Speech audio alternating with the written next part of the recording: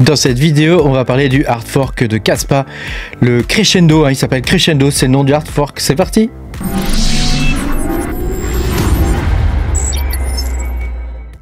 Bonjour les amis, je suis très content de vous retrouver aujourd'hui dans cette nouvelle vidéo où on va parler du hard fork de Kaspa, qui s'appelle Crescendo.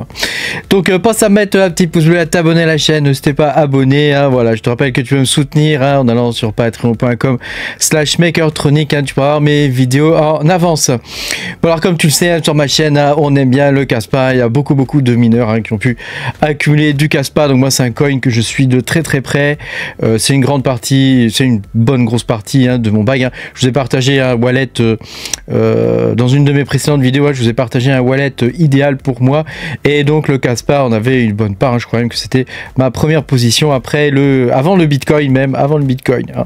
Donc imagine un peu ce que j'en pense. Donc dans cette vidéo on va regarder ce que c'est que le hard fork Crescendo. Qui donc pour Kaspa qui vise à passer à 10 blocs par seconde. Et puis je vais te montrer cet outil qui a été partagé donc sur Twitter. J'imagine que certains d'entre vous l'ont déjà vu, voilà, qui montre en fait les différents blocs. Donc tu vois, chaque point représente un bloc et comment ils vont s'agencer, et puis la façon dont ça va croître tout ça, parce que c'est ça le nom du truc, c'est Crescendo, donc ça va croître, crescendo en italien comme on dit. Voilà, donc là tu vois actuellement on est sur du 1 bloc par seconde. Alors tu sais, quand on compare des blockchains, souvent quand on veut comparer la rapidité des blockchains, on parle souvent de TPS, des transactions par seconde. Mais au final, c'est pas très intéressant le nombre de transactions par seconde, parce que tu peux avoir un bloc par exemple toutes les 10 minutes. Donc tu es obligé de poroter 10 minutes pour que ta transaction passe, quoi. En gros, et ce bloc peut contenir par exemple 30 000 transactions. Donc tu vois, c'est peut-être pas très intéressant de calculer en transactions par seconde. Le calcul en blocs par seconde, c'est beaucoup plus intéressant, parce que ça montre quand même une certaine instantanéité de la blockchain, quoi. Tu comprends? Donc à un moment donné, si la blockchain elle est rapide, elle a beaucoup de blocs. Les blocs s'enchaînent les uns après les autres. Et c'est le cas de Kaspa, qui pour l'instant a 1 bloc par seconde. Donc il y a très peu de blockchains à ma connaissance qui ont 1 bloc par seconde. Il y a Dero qui s'en approche avec 1 bloc toutes les 1,5 secondes, il me semble, si on compte avec les mini-blocs. Parce que grosso modo, je crois que Dero, c'est de mémoire, c'est 1 bloc toutes les 15 ou 18 secondes, je crois. Et ils ont coupé le bloc principal en 10 petits blocs. Mais voilà, c'est toutes les 15 secondes. Donc c'est du DAG aussi. Directed Acyclic Graph, je crois, si mes souvenirs sont bons. Et puis voilà, après tu as Xelis, tu vois, qui fait 1 bloc toutes les 15 secondes, il me semble, quelque chose comme ça. Voilà, et puis tu as d'autres blockchains en proof of stake. Il me semble que comment ça s'appelle, Ethereum vise à avoir quelque chose du type 1 bloc toutes les 30 secondes ou quelque chose comme ça. Après je peux me tromper, c'est vrai que je suis pas vraiment l'actualité d'Ethereum, puis il faut dire que c'est un coin qui est quand même pas mal en perte de vitesse désormais. Bon, alors il y a beaucoup de TVL dessus et tout ça, mais voilà, c'est vrai que c'est pas quelque chose qui, nous les mineurs en tout cas, on n'est plus trop intéressés par Ethereum, même si on a pu gagner pas mal de sous à une époque avec. Alors regarde, 1 bloc par seconde, ça donne ça. 10 blocs par seconde, donc c'est Crescendo, ça va donner ça. Donc regarde le truc, quoi. T'imagines 10 blocs par seconde, ce que ça peut représenter? Parce que chaque bloc peut contenir un certain nombre de transactions. Donc ça peut représenter quelque chose de dingue, quoi. Déjà 10 blocs par seconde. Ça veut dire que tu fais une transaction et elle est instantanée, quasiment. Déjà à l'heure actuelle, déjà quand tu fais une transaction avec Kaspa, elle est quasiment instantanée. Mais 10 blocs par seconde, ça veut dire que ça va scale et que ça va pouvoir accueillir beaucoup plus de monde. On a vu déjà avec l'introduction du protocole KRC20 qui permet d'avoir des NFT et puis de créer des tokens et des choses comme ça sur Kaspa. On a vu déjà que la blockchain tenait grave le coup, quoi. Voilà. Ce qui plantait un petit peu, c'était les fronts et tu vois les logiciels et les RPC et tout ça où on devait se connecter pour faire ce genre de truc. Mais la blockchain en elle-même, pas de problème. Elle avait sans problème, elle a accusé un nombre de connexions et de traitements au niveau des blocs de ouf, quoi. Donc c'est vraiment un truc de malade, quoi. Et regarde 10 blocs par seconde, ce que ça donne, quoi. C'est quand même assez ahurissant. En plus c'est joli à regarder, je trouve. Il manque un dark mode quand même sur ça, parce que il manque un dark mode. Et alors après on devrait passer en 32 blocs par seconde. Donc regarde le truc, quoi. Voilà, sachant que la finalité, hein, c'est quand même d'atteindre les 100 blocs par seconde, hein, donc ça devrait donner ça. Hein, donc là, je te fais voir hein, ce que ça donne, 100 blocs par seconde, mais regarde, c'est un truc de dingue. T'imagines 100 blocs par seconde, ça veut dire que tu peux faire tes paiements, je sais pas moi, au magasin du coin avec Caspa en vrai. Hein. Donc Caspa, alors de mémoire, il me semble que ça veut dire le pain, et que grosso modo, c'est un petit peu l'argent du peuple, quoi, si tu veux. Hein. Regarde ça, le truc, quoi. On n'y comprend plus rien, tellement il y a un maillage complexe, quoi. C'est vraiment... voilà. Il faut dire que le code du Node en Rust, hein, il est quand même exceptionnel. Il faut dire ce qui est. Hein. Je veux dire, j'ai l'habitude de lire du code, c'est vraiment du très très haut niveau, quoi. On voit jamais ce genre de choses en vrai, hein. C'est très très rare. Hein. Voilà, et puis après 250 blocs par seconde, alors là je pense qu'on est un peu dans le rêve là.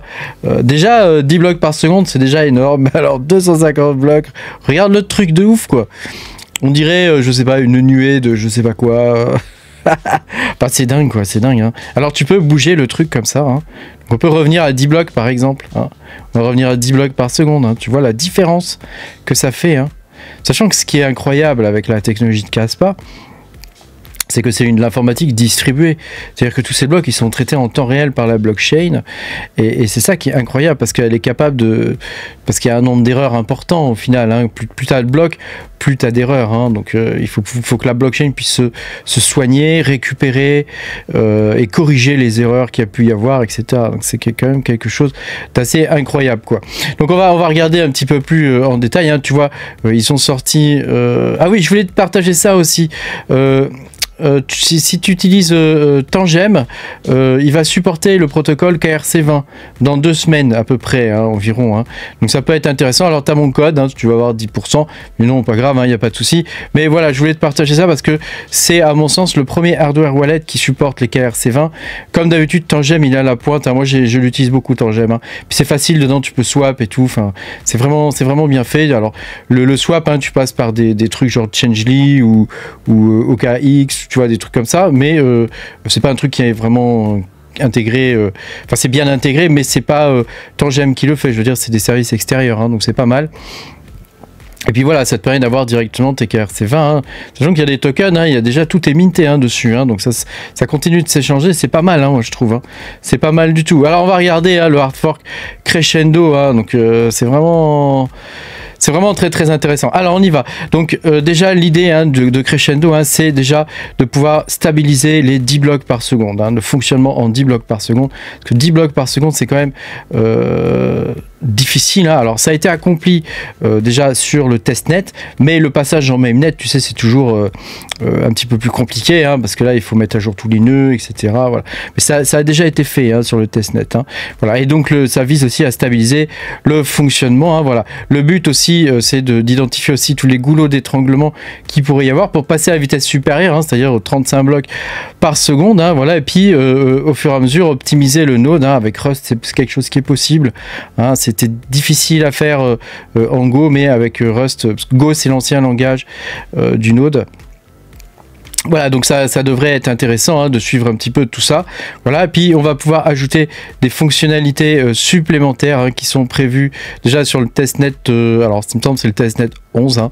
Donc on verra bien ce que ça va donner. Hein, voilà. Puis ça va donner une vision quand même de ce qu'est Caspa réellement. Hein. Voilà. Et puis voilà, après il y aura le déploiement sur le mainnet. Hein. Donc ça c'est quelque chose qu'on attend quand même avec impatience hein, de voir un petit peu tout ça parce que c'est quand même assez ouf quoi. Voilà. Après moi j'espère vraiment que Caspa va pouvoir déployer plus tard quand même quelque chose au niveau des smart contracts et des trucs comme ça, parce que ça c'est vraiment quelque chose qui est très intéressant je pense, et c'est difficile maintenant de voir une blockchain sans smart contract hein, où on peut rien exécuter dessus hein. Je vous rappelle hein, le smart contract c'est c'est un peu comme des procédures stockées sur les bases de données hein. Ça permet d'exécuter des petits programmes et donc de lier ces petits programmes via des trucs qu'on appelle les RPC, des remote procedure call par exemple, ou des WebSockets hein, à des sites internet et des choses comme ça pour pouvoir les piloter à distance hein. Donc c'est quand même quelque chose qui est cool et c'est ce qui a poussé Ethereum hein, Et c'est ce qui a poussé aussi lors du dernier bull run, hein, c'est ce qui a fait que ça a vraiment aussi bien fonctionné, hein, c'est grâce à Ethereum et au smart contract. Hein. Donc voilà, il y a toutes sortes de plateformes qui fonctionnent avec des smart contracts, mais bon, c'est des plateformes qui sont quand même plus ou moins centralisées, hein, même s'ils ont comment dire, un taux de décentralisation qui peut être plus ou moins élevé, ça reste extrêmement centralisé comparé à des blockchains en proof of work, hein, parce qu'il faut voir quand même que le tour de force, hein, c'est que ça fonctionne en proof of work. Hein. Voilà, bah écoute, j'espère que cette vidéo t'aura intéressé. Hein. Moi, je suis vraiment de très près le projet Kaspa. Alors c'est vrai que si on regarde au niveau du prix en ce moment, bon, j'en ai déjà parlé dans une autre vidéo, donc je vais pas remettre le couvert, mais il y a des manipulations qui sont faites. Hein. Mexer fait en sorte d'empêcher de descendre sous les 15, hein, pour éviter de payer les shorts. Voilà, et puis dès qu'on monte au-dessus de 0,17, bah pareil, hein, ils font en sorte que ça monte pas au-dessus de 0,17. Donc ils vendent massivement, hein, là toutefois ils ont vendu 14 millions de Kaspa juste pour faire descendre le prix, pour éviter de payer les longues, hein, voilà, donc tu vois c'est des trucs comme ça quoi. Donc bon, on verra bien ce que ça va donner dans l'avenir. À un moment donné, de toute façon ça va break, ils pourront plus continuer de manipuler le cours du Kaspa comme ça, hein. Donc moi je pense que là c'est qu'une question de temps avant que le truc remonte au 0,2, tout du moins au 0,2, peut-être même un petit peu plus haut. Donc là il y a peut-être une prise de profit à faire, hein, quand on sera aux environs de 0,2, enfin 20 centimes, hein. À voir.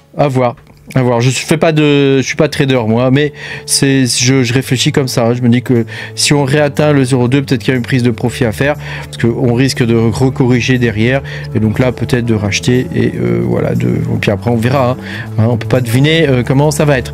Pense à mettre un petit pouce bleu, t'abonner à la chaîne si t'es pas abonné. Moi je te dis à bientôt pour de nouvelles aventures. Salut.